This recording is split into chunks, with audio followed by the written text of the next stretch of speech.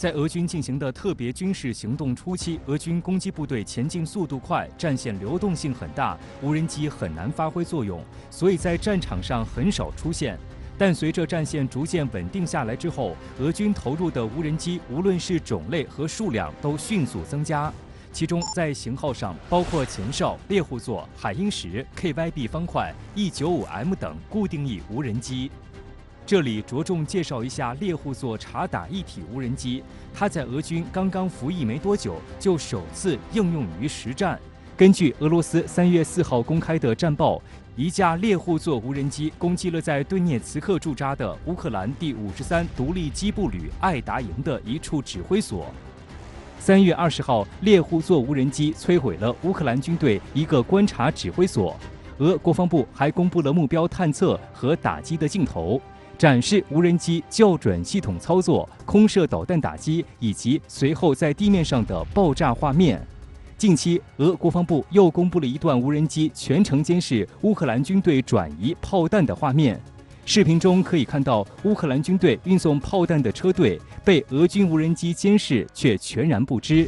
当他们将所有的炮弹放在一座民宅之后，无人机就对这座民宅实施攻击。分析指出，这次发动袭击的主角也很有可能是猎户座无人机。与此同时，乌克兰军队也出动了大量的无人机对俄军展开攻势。特别是在冲突初期，经常可以看到乌克兰方面公开宣布使用土耳其生产的 TB2 骑手攻击无人机，攻击俄军地面部队的消息。TB2 呢，它有2种这个杀伤俄军的方式，一种是直接杀伤，因为我们都知道它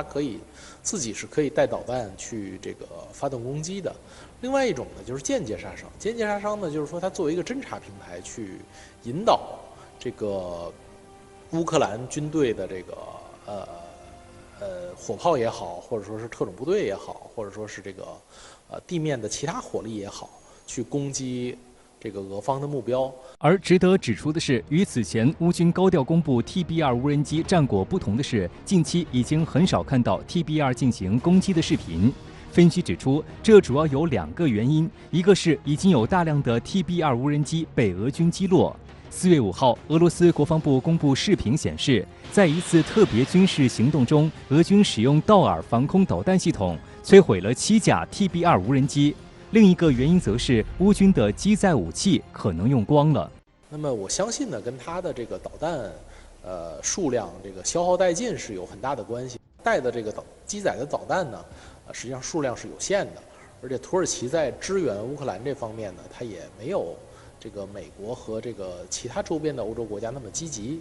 所以说它可能导弹呢现在剩的不多了。除了固定翼无人机，俄乌两军还投入了大量微型和小型4旋翼无人机。然而，俄乌冲突中虽然无人机的使用很频繁，但还远未达到改变战场规则的程度。重要原因在于，俄乌双方的无人机普遍存在速度慢、载荷低、机动性能差等不足，而且也没有形成蜂群作战的能力。这也导致了俄乌双方的无人机损失都很大。由此可见，现在的无人机还不能很好地满足中高强度作战的需要。要想让无人机真正在未来战场上大显身手，